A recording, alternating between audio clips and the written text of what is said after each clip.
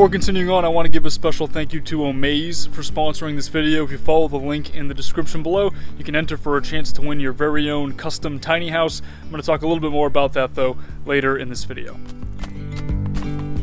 I think the previous owners built this storage unit here for the storm shutters, for the hurricane shutters. But the problem is that it is completely rotted. Like, all the wood is rotted. It is really falling apart. So our goal for today is going to be basically just to demo this thing. Should be a pretty fun morning, and then we're going to relocate the storm shutter somewhere else. This thing needs to go though. It is in really rough shape. Look at the size of this thing. Holy moly.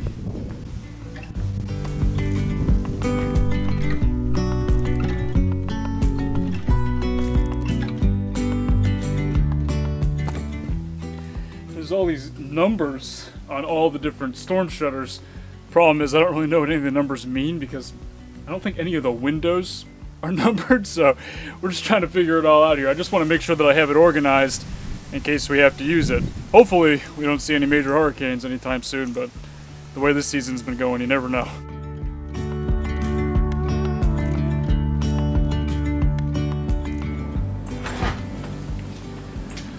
To clarify though, we're not planning to like take down this whole shed or anything like that.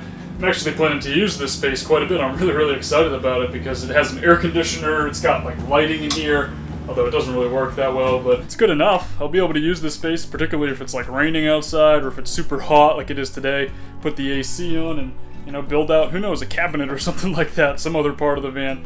I think it'll work out really well.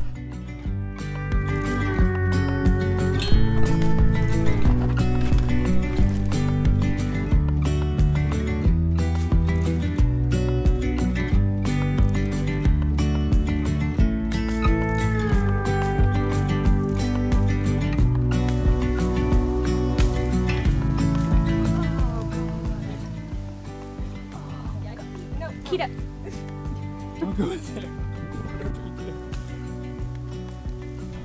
Making some progress here. This last part is very sturdy though, so Shannon ran over to Home Depot to get a few things and I had her get me this crowbar here, so hopefully that should be enough to really just kind of take everything down. We've had a few issues though. There have been quite a few hornets that are seemingly living right underneath the air conditioner there. Oh! Don't get too close. Oh my God. Definitely has been a little bit of a eventful morning, you could say. And also on the other side, there's like a giant colony of really dangerous looking red ants. So hopefully we can take care of that too.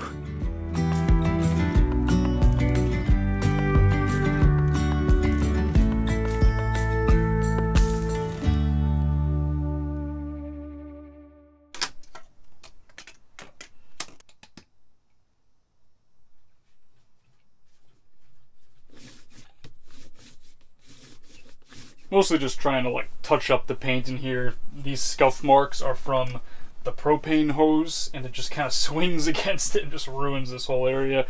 There's a lot of little scuff marks and stuff. I'm not going to get it perfect or anything, but yeah, I figure might as well do our best and try to get it looking as nice as we can. I know this video has been quite a bit of like house renovation stuff, and I'm actually planning to talk about something completely different in this video.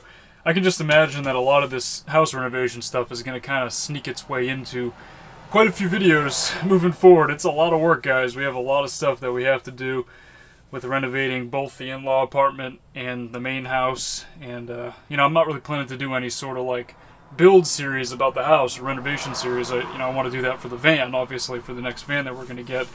But like I said, you know, this renovation's a big part of our life right now, so it's definitely going to be part of the videos a little bit. As I mentioned earlier, this video is sponsored by Omaze, and if you follow the link in the description below, you can enter for your chance to win your own fully customized tiny house. And I know that Shannon and I spent a little bit of time in a tiny house back when we were in Utah, and that's definitely something that we're thinking about long term, more than likely. Very likely that in the future, at some point, we will end up living in something like that, and I think they're really awesome. And so by entering, you would have a chance to fully customize your own tiny living space up to $100,000 value, and you know, you'd be able to do anything with it. You could have a full off-grid solar system, you could have an office space or a custom layout or whatever you could imagine, and there's a lot of different options that you could that you could pursue with a tiny house like this. And then in addition to that, you would also be able to make a contribution to the PATH organization, which is fighting homelessness.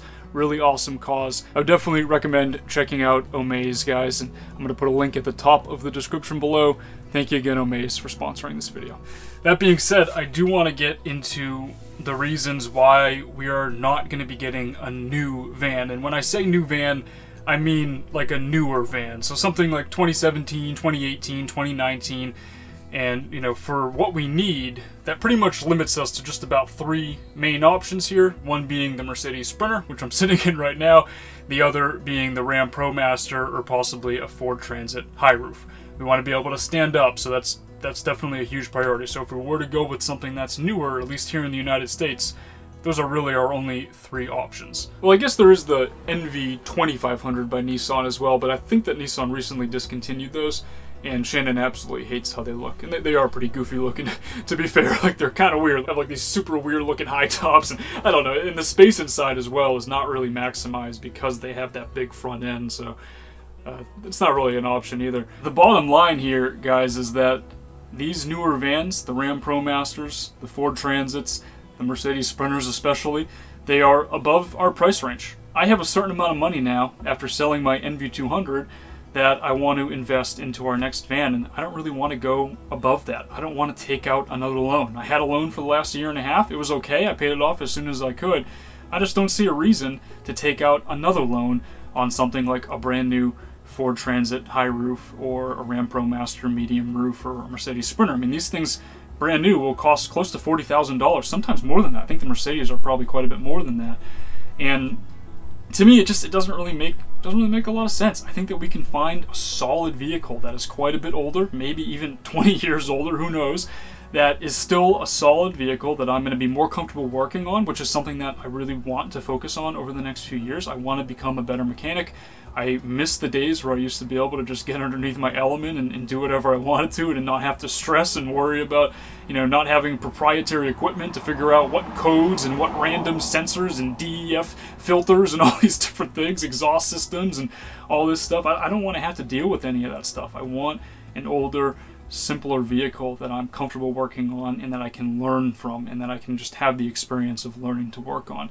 Having to deal with a Ram ProMaster that has proprietary equipment in it and having to take it into the dealership every single time something goes wrong, same as the Mercedes here, I mean, it's not enjoyable. We've had this Sprinter now. It is a solid van. You know, I enjoy driving it. I've been driving it a lot this past week or so, and I like it. It's a great van, but at the same time, like, you know, there are downfalls. It's very difficult to find a third-party mechanic that's even willing to look at this thing, much less touch it. And so you have to take it to the Mercedes dealership. And Mercedes-Benz in the United States are not cheap. Like, that's a luxury brand. They're expensive to work on, and they're expensive to maintain. And that's just something that I personally don't really want to have to deal with. I want to be able to do all the work myself, as much of it as I can. And buying a brand new Ford Transit or a brand new Ram ProMaster, that limits my ability to do that. And again, like I said, the biggest issue is that it's just out of our price range. I don't really see a way that we can find even a slightly used 2 or 3 year old Ram ProMaster with 100,000 miles. I've seen them with 150,000 miles going for $22,000, $23,000, $25,000. I mean, that's crazy. And then there is definitely the part of me that believes the old cliche, the old saying that they don't make things like they used to. And maybe I'm crazy for thinking that, but I do genuinely believe that my 03 Honda Element that I had was a more solid vehicle than a lot of the newer cars that are being put on the road today. And I really do believe that, guys. Like, there's something special about some of these older, particularly Japanese vehicles that are just solid. They're solid, excellent cars. I know a lot of you guys still own Honda Elements. I know a lot of you guys have them. And, you know, I've met people with Elements that have been up to 380,000, 390,000 miles on their engines, and they've had no problems with them. Just regular maintenance, and that's it for that entire time. So I don't know if you can say the same about some of these brand new ProMasters and these new Transits. The Sprinters, on the other hand, definitely have the capacity to go that long, but you're going to pay for it. It's not going to be cheap to maintain, and, you know, we've done everything we can to maintain this van, and I'm sure that whoever ends up with it is going to enjoy it for years to come. But that being said, I mean, it's just, you know, these are things that you have to think about. You have to think about these things, and I think about them a lot. Time for the second coat here. don't get me wrong, you know, I definitely see the value towards buying like a brand new Transit or ProMaster or Sprinter if it's in your budget. You know, you'll have the warranty for years, you'll have the peace of mind knowing that you're probably not going to get stranded on the side of the road somewhere at any point. Very, very unlikely at least.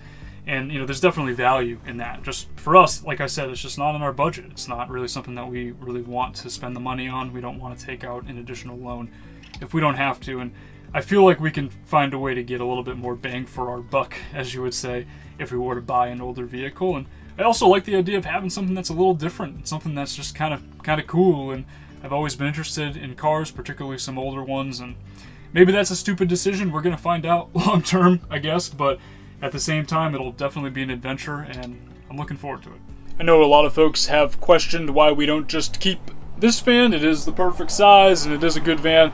And I know I kind of already have touched on that a little bit in this video, and I also talked about it a little bit in a previous video. But the main thing is that Shannon still owes quite a bit of money on this van, and she wants to free up that capital so that she can then put it into the house. And that's something that's very important for us right now. And like I said, I have money from selling my van, so I need to buy something for us that we're going to have for the next few years or however long it may be. So the time has come for us to sell this, and that is why I'm touching up the paint in here, and that is why I'm working on the interior.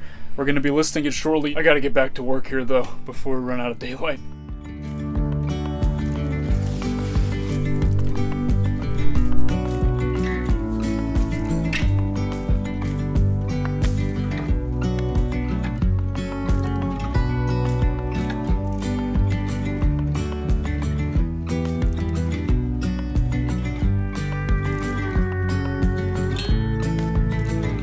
I think that pretty much sums it up for this one, guys. Thank you again, Omaze, for sponsoring this video, and thanks for watching. I'll talk to y'all in the next one.